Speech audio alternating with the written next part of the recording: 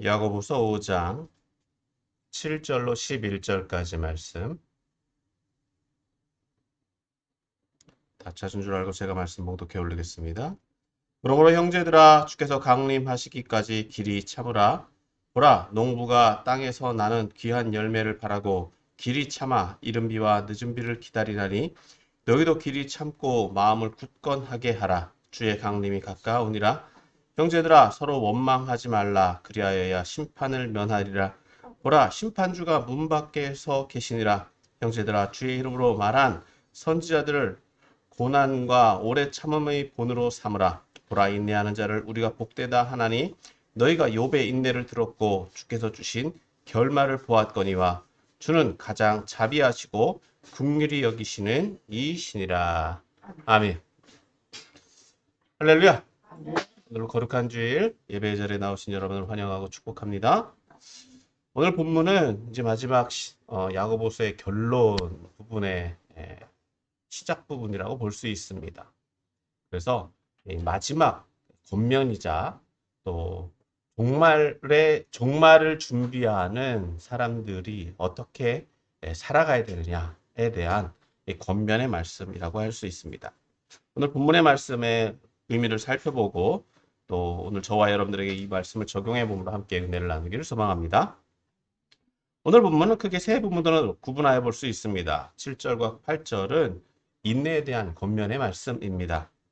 그리고 9절은 원망에 대한 권면입니다.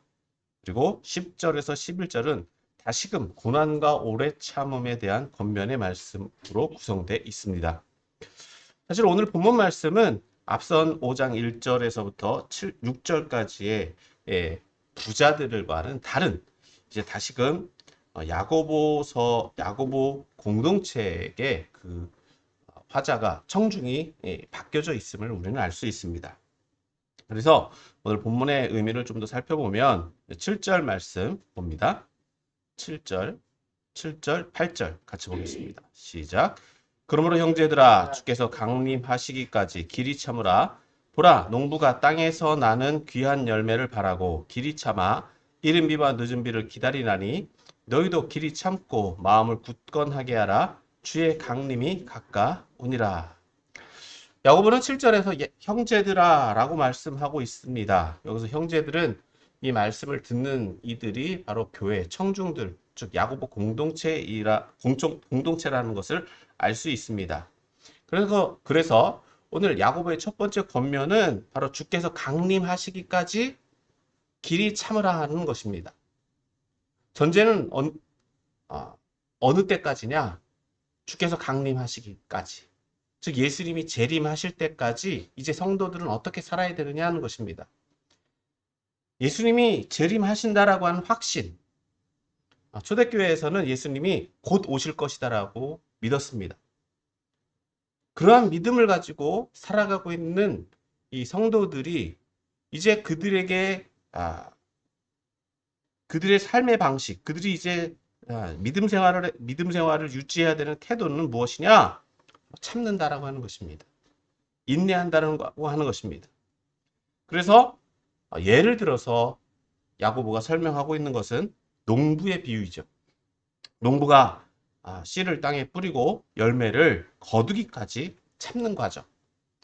즉, 그 참는 그 과정 속에서 이른 비가 있고 늦은 비가 있다 하는 것입니다. 이스라엘 사회에서는요, 이스라엘 공동체에서는 씨를 뿌리고 이스라엘 자연 환경은 9월달 혹은 10월달쯤에 파종을 합니다. 10월, 11월쯤에 파종을 하는데 이 파종의 시기에 비가 와요. 이 비가 오는 이 비를 이른비라고 이야기합니다. 그리고 파종한 이후에 한 12월쯤, 우리 양력 달력으로 보면 12월쯤에 12월과 1월 중순쯤에 겨울비가 조금 옵니다. 그 비를 통해서 식물들이 자라죠. 그리고 마지막 3월과 4월쯤에 이제 추수를 하게 되는데 이 추수 때에 내리는 비가 바로 늦은 비입니다. 다시 한번 정리를 하면 이른 비는 언제예요? 10월, 11월 파종할 때, 그리고 겨울 동안 생육하고 자라잖아요. 자라는 그때 내리는 것을 겨울비. 그리고 3월, 4월에 추수할 때를 늦은비. 그러니까 농부들이 농사를 지어보신 분들은 아시겠지만 농부들은 비가 내려야지만 식물이 생육하고 자라고 또 그 결과 열매를 거둡니다. 농부가 할 수 있는 일이라고 하는 것은 참고 인내하는 거예요. 그리고 그 결실을 얻을 것이다라고 하는 신뢰가 있어야지만 기다릴 수 있습니다. 이처럼 야고보 공동체도 이러한 기다림이 있어야 된다는 것입니다. 그리고 결실을 기대하는 마음이 있어야 된다고 야고보는 지금 말하고 있는 거예요. 농부가 어떤 열매를 거두기까지 기다리고 인내했던 것처럼 사실 중간에 결실이 즉 그들이 먹을 수 있는 곡식이나 식량이 있다면 문제가 없겠지만 사실 우리가 이렇게 음식을 풍요롭게 먹기 시작한 때는요. 불과 4, 50년밖에 안 됩니다. 그 이전에는 열매 추수할 때 잠깐 먹고 그리고 특정한 사람들에게만 이 부요함이 허락되었지 많은 대중들은요. 지금도 최빈국에 가보면 똑같은 상황들이 벌어지고 있지 않습니까? 먹을 수 있는 혜택을 받는 사람들이 모두에게 주어진 것이 아니라 어떤 특정 계층에게만 주어지고 있다. 이처럼 그렇기 때문에 농사를 짓는 농부들도 이와 마찬가지로 어떤 결실을 얻기까지는 기다릴 수 있어야 된다는 것입니다. 그렇다고 한다면 그렇기 때문에 이 8절에서도 똑같이 강조하죠. 너희도 길이 참고 마음을 굳건하게 하라. 주의 강림이 가까우니라. 즉 농부가 그런 열매를 거두기까지 기다렸던 것처럼 이 초대교회 야고보 공동체도 동일하게 이러한 결실을 얻기까지 기다려야 된다는 것입니다.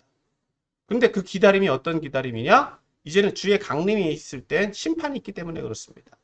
어떤 심판의 결과를 볼 것이기 때문에 심판이 있을 것. 예수님이 재림하시면 이제 재림과 함께 구원의 확증이 일어나요. 그렇기 때문에 신앙을 유지하고 그 신앙의 결과물을 평가받기 위해서 평가받을 것을 믿기 때문에 기다리라는 것입니다. 두 번째 9절입니다. 9절 같이 또 봅니다. 시작. 형제들아 서로 원망하지 말라. 그리하여야 심판을 면하리라. 보라 심판주가 문 밖에 서 계시니라. 이제 마지막 때를 준비하는 자세 두 번째는 뭡니까? 원망하지 않는 것입니다. 원망하지 않는 것. 즉 심판주가 문 밖에 서 계시다라고 하는 것은 심판이 임박했다라고 하는 말씀이에요. 임박한 그 상황 속에서 이제 초대교회 성도들은 원망해서는 안 된다는 것입니다. 그런데 그 원망이 누구를 향한 것이냐? 서로를 향한 것입니다. 즉 야고보는 마지막 때를 염두에 두고 계속해서 말씀하고 있는 것입니다. 그럼 이 원망의 대상이나 원인이 무엇이냐는 것입니다. 원망을 그냥 합니까? 사람들은요, 원망의 원인이 다 있어요. 원망의 이유가 있어요. 그 원망의 이유가 뭐냐? 오늘 본문에서 보면 우리가 추측컨대 신앙생활을 유지하는 것, 즉 고통이 있기 때문에, 시련이 있기 때문에 그것이 원망이 될 수 있다는 거예요. 그것이 바로 초대교회 성도들 안에 있을 수 있는 원망의 근원, 원망의 원리다라고 하는 것입니다. 그런데 그 원망이, 불평이 어디에서 신앙생활을 하는데 어렵고 힘들고 내가 원하는 결과가 나오지 않으니까 그런 원망이 나오는데 그 원망을 누구에게 한다? 성도들에게 한다는 거예요. 외부에도 물론 할 수 있겠지만 여기서 주의해야 되는 것은 성도 간에 일어나는 원망 이런 것들을 주의하라라고 말씀하고 있는 것입니다. 이는 앞서 4장 11절에서 서로 비방하지 말라라고 말씀했어요. 성도들끼리 비방하지 말라, 불평하지 말라, 성도들끼리 험담하지 마라 라고 하는 권면이 있었는데 동일하게 초대교회 안에서도 야고보는 계속해서 강조하고 있는 거예요. 서로 원망하지 마라. 즉 똑같이 힘듭니다. 그 당시에는 신앙생활 한다는 것 자체가 서로 힘들어요. 그런데 자기가 더 힘든 것처럼 여긴다라고 하게 되면 그 말을 듣는 상대방은 어떻겠습니까? 동일하게 그 불평이, 그 불만이, 원망이 자신에게 주어진 책임처럼 여겨져서 동일한 불평, 원망이 될 수 있다는 거예요. 이는 어떤 결과를 낳게 되느냐? 이 초대교회 신앙, 즉 예수님이 늦게 오신다라고 하는 것, 또 자기들의 기대에 못 미친다라고 하는 것, 그런 여러 가지 원인 제공이 될 수 있기 때문에 이런 것들은 결국 무엇이 되느냐? 심판의 근거가 된다. 심판의 근거가 될 수 있다는 것입니다. 자, 이제 세 번째 10절에서 11절 말씀 또 봅니다. 10절에서 11절 같이 봅니다. 시작. 형제들아 주의 이름으로 말한 선지자들을 고난과 오래 참음이 본으로 삼으라. 보라 인내하는 자를 우리가 복되다 하나니 너희가 욥의 인내를 들었고 주께서 주신 결말을 보았거니와 주는 가장 자비하시고 긍휼히 여기시는 이시니라. 세 번째는 인내의 모범을 설명하고 있는데, 자, 야고보는 계속해서 다시 이 7절, 8절 말씀을 반복하는 것처럼 보여집니다. 강조하는 거죠. 그런데 인내를 누구를 따라서 하느냐? 10절에서 말하는 것처럼 선지자들을 따라서 선지자들과 같이 인내하라고 말씀합니다. 즉 선지자라고 하는 건 구약의 하나님의 말씀을 받아서 하나님의 말씀을 증거한 사람들을 선지자라고 이야기하죠. 마찬가지로 선지자들도 동일했어요. 예, 하나님 말씀을 받았고 그들은 선포했는데 사람들에게 인정받았다? 아니요. 오히려 핍박받고 홀대받고 하나님 사람들에게 무시당했다. 그래도 그들은 어떻게 했다? 하나님의 말씀을 지켰다는 거예요. 그들의 삶을 유지했다는 거예요. 동일하게 초대교회 성도들에게도 동일하게 적용하고 있는 것입니다. 선지자들, 즉 하나님에 대한 믿음, 하나님에 대한 신앙이 있다라고 한다면 어떤 고난, 어떤 역경이 있더라도 그 말씀을 유지하고 지켜나갔던 선지자들과 같이 너희도 그래야 된다. 너희도 그래야 된다. 그들을 본받아라. 고난과 온의 참음을 본받으라. 자, 두 번째 예는 누구를 예를 들어서 이야기합니까? 욥을 들어서 얘기합니다. 여기서는 보라 인내하는 자를 우리가 복되다라고 말씀하고 있는데 이는 결과론적이에요. 복받은 사람을 어떻게 평가할 수 있냐? 예, 결론적으로 복을 받았기 때문에 그렇지 않습니까? 인내의 결과로 복을 받았기 때문에 인내의 결과로 복을 받은 사람들을 이야기하고 있다. 즉 어떤 어려움과 어떤 고난 가운데에도 그들을 인내했다. 그래서 그들은 복되다라고 이야기하는데 여기에는 순교도 포함하고 있다는 것입니다. 자, 그럼 더 나아가서 이제 욥의 인내는 어떻습니까? 욥은 어떤 예측도 없었습니다. 그렇지 않습니까? 하나님이 욥에게 너 시험 받을 거야 라고 말한 적도 없습니다. 어떤 시험이, 어떤 상황이, 어떤 역경이 너에게 올 거다라고 미리 경고한 사실도 없습니다. 그런데 욥은 그 환난과 역경 가운데 그냥 들어갔어요. 그가 가지고 있었던 것은 무엇입니까? 하나님에 대한 신앙, 하나님에 대한 믿음, 그거 하나였다는 것입니다. 그 믿음 하나를 가지고 인내했다. 신앙을 포기할 수 있는 상황, 하나님을 원망할 수 있는 상황이 그에게 계속해서 주어졌지만 그는 절대적인 하나님에 대한 신앙을 포기하지 않았다. 그것이 욥의 인내라는 거예요. 그렇기 때문에 야고보가 지금 말하고 있는 것은 뭡니까? 주는 가장 자비하시고 긍휼히 여기시는 이시다. 즉 하나님에 대한 신앙이다라고 하는 거예요. 하나님이 어떤 분이다? 자비하시고 긍휼히 여기시는 분이다라고 하는 믿음, 그것을 유지하고 있다는 거예요. 자, 우리는 욥의 결말을 압니다. 욥이 고난을 끝냈을 때에 욥이 받은 결과가 무엇입니까? 갑절의 축복이죠. 근데 욥이 그것을 기대했을까요? 욥은 그것조차 기대하지 않았습니다.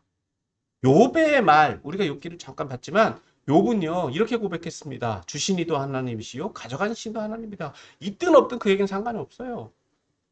신앙을 유지할 수 있는 것만으로도 그는 감사하다. 물론 욥의 세 친구를 통해서 많은 불평과 또 원망과 욥의 그 고난의 이유에 대해서 많은 궁금증을 가지고 있었습니다. 그러나 실질적으로 욥은 하나님에 대해서 절대적인 신앙을 가지고 있었다는 거예요.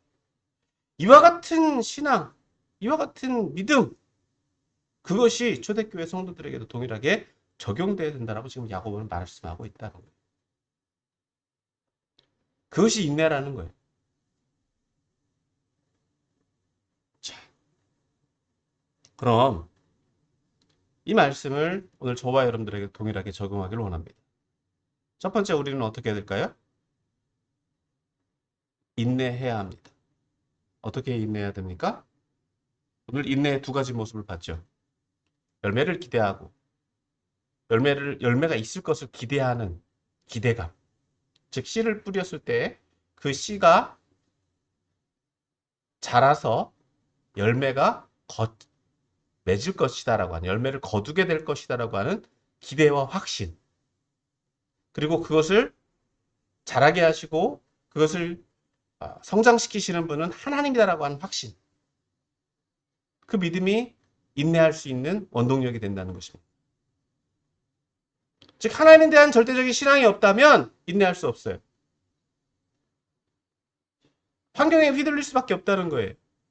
왜 당장 먹을 게 없고 당장 내가 급한데 하나님이 예수님이 다시 오셔서 심판하실 때까지 우리가 어떻게 살겠습니까? 내 맘대로 내 뜻대로 살 수밖에 없다는 거죠. 선지자들도 동일하게 하나님 말씀대로 살았어요. 하나님 원칙대로 살았어요. 욥은 어떠한 경고, 어떠한 말도 듣지 못했지만 그럼에도 불구하고 하나님을 의지하는 믿음으로 살았다는 거예요. 즉 인내할 수 있는 첫 번째 기준은 뭡니까? 하나님에 대한 절대 믿음이에요. 하나님이 나를 사랑하시고 하나님 나를 긍휼히 여기시고 하나님이 함께 계신다라고 하는 확신. 이것이 있을 때 우리는 인내할 수 있습니다. 예수님 다시 오신다. 이것이 종말론적 삶이에요. 그런데 이런 확실이 없다면 우리는 살 수 없어요. 어떻게 인내하겠습니까? 이런 믿음이 없다면 우리는 믿음대로 말씀대로 못 살아요. 내 기준, 내 뜻, 내가 원하는 대로 사는 거예요. 하나님 뜻대로 살기를 누구는 원하지 않습니까? 하나님 말씀대로 살려고 몸부림치다 보면 하나님께서 그 길을 열어주시고 하나님께서 이끌어 가시는데 여러분 우리가 할 수 있는 것은요 사실 하루하루 주어진 삶에 대해서 최선을 다해 사는 것 그것이 전부입니다.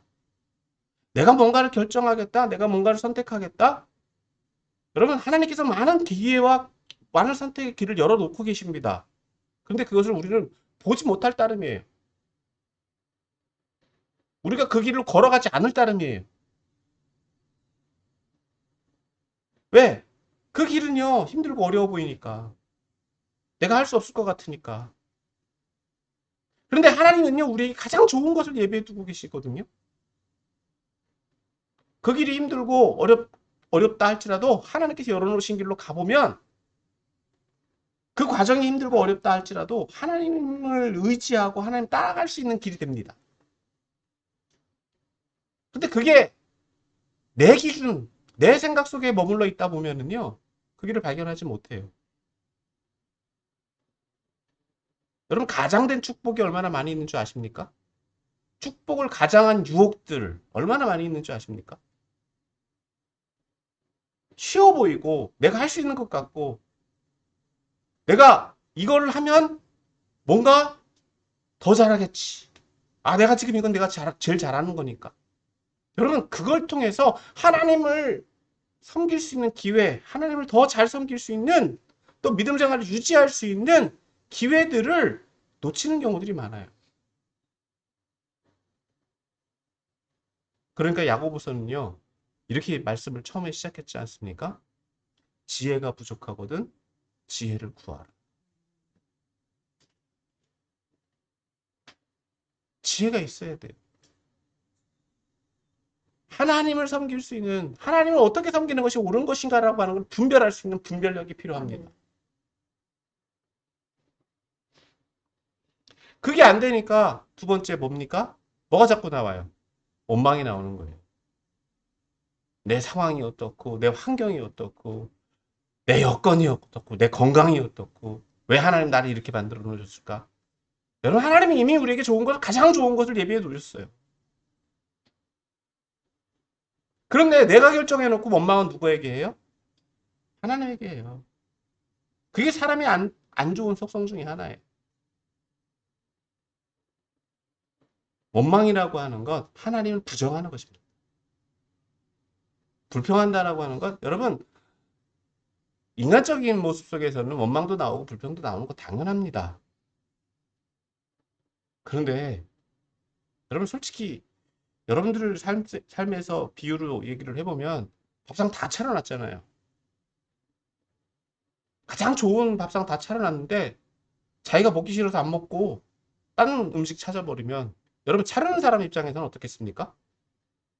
그것만큼 속상한 거 없잖아요. 그러고선 불평을 해요.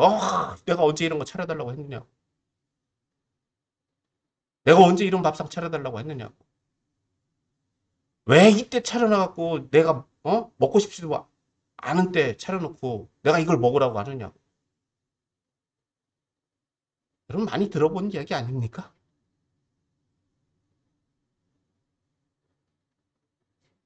우리의 삶에서도요, 하나님 앞에 똑같은 이런 원망이 우리에게 나올 수 있다는 거예요.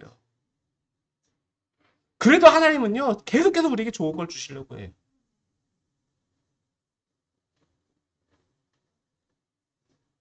하나님은요, 우리 수준에 너무 정확하게 맞춰주고 계세요. 문제는 우리가 하나님 수준에 이르지 못하고 있다는 거예요.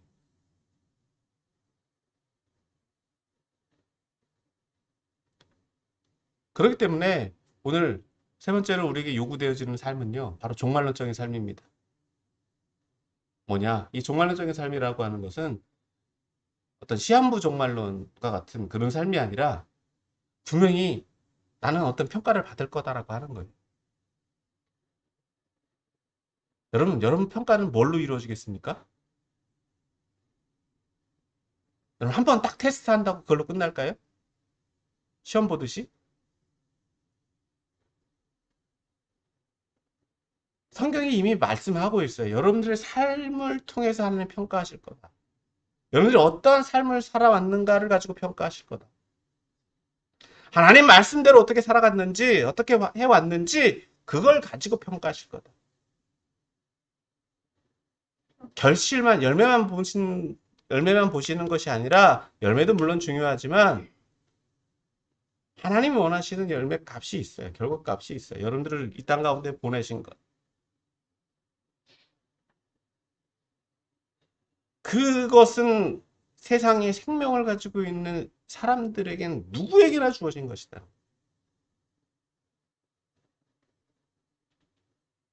여러분 쉽게 생각을 해보자고요. 여러분 어떤 제품을 만들었어요. 제품을 만들었는데 그 제품에는 다 가격이 있죠. 제품엔 가격이 있어요. 왜? 그 제품에는 그 제품의 성능에 맞는 가격이 붙여집니다. 그리고 내가 그 제품을 살 때는 그 제품을 성능을 보고 사요. 이럴 거다. 그런데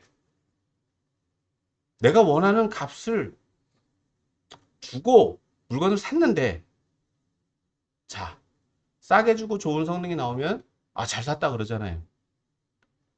근데 그 값에 못 미쳐. 비싸게 값 주고 샀는데 그 성능에 못 미쳐. 어떻습니까? 속았다는 기분 들죠. 속았다는 기분 들어요. 그리고 평가를 하죠. 못 쓸 거다라고. 우리의 인생도 똑같습니다. 우리는요, 예수님이 우리를 피값을 주고 사셨어요. 그렇다라고 한다면 사신 분 입장에서는 우리를 통해서 뭐가 있어야 되겠습니까? 어떤 성능이 나와야 돼요. 값이 주어졌으니까. 그 성능이 나와야 되는데 어떻다고요? 성능이 안 나와. 그럼 뭐예요? 속은 거잖아요. 하나님 입장에서 우리를 볼 때 그렇지 않을까 싶어요. 우리를 사랑하셨다라고 하는 것으로 다 정리가 되긴 하지만 사랑의 값을 매길 수는 없지만 예수님 피값 주고 우리를 구원하셨잖아요. 우리에게 요구하시는 건요. 믿고 그대로 살아라예요. 그럼 그대로 살기만 하면 되는 거예요. 우리에게 주어진 삶의 책임은 거기에 있다는 거예요. 이게 그대로 살아가려고 하고 우리가 그런 심판을 기대할 것을 기대한 삶을 살아가는 게 종말론적인 삶이다라고 하는 거예요. 아, 내가 어떤 좋은 평가를 받을 거다. 아, 내가 제값을 했구나라고 하는 거. 내가 제값을 하고 있구나라고 하는 거. 이게 우리가 살아가면서 느끼는 평가고요. 최종 평가는 뭐라고요? 아, 이 값을 다 치르는 값을 다 했네라고 하는 거. 그 이후에 또 우리의 삶이 또 유지가 되긴 합니다. 그것은 보상이죠. 상급이죠. 그런데 일단은 그 기점이 뭐라고요? 그 상급을 받을 거냐 못 받을 거냐에 달려 있다는 거예요. 사랑하는 성도 여러분, 조금 더 우리가 긴장하고 살아야 돼요. 긴장하고 살아야 돼요. 분명히 우리의 삶에는 심판이 있다는 거예요. 이게 종말론적 신앙이라는 거예요. 심판이 있기 때문에 우리가 누가 보지 않아도 누가 뭐라고 하지 않아도 하나님 말씀대로 살아가야 된다는 거예요. 욥의 인내, 욥의 결과가 바로 거기 있다는 거예요. 이것이 종말론적인 삶이고 예수님 다시 오실 것을 기대하는 삶이 되는 줄 믿으시길 바랍니다.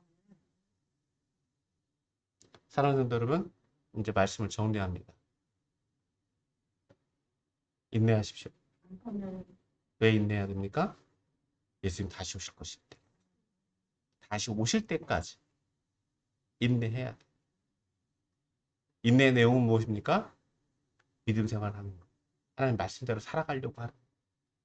물론 우리가 부족합니다. 그러나 이미 선택한 이 믿음은 포기해서는 안 돼. 그리고 그것을 유지하기 위해서 우리가 몸부림쳐야 돼.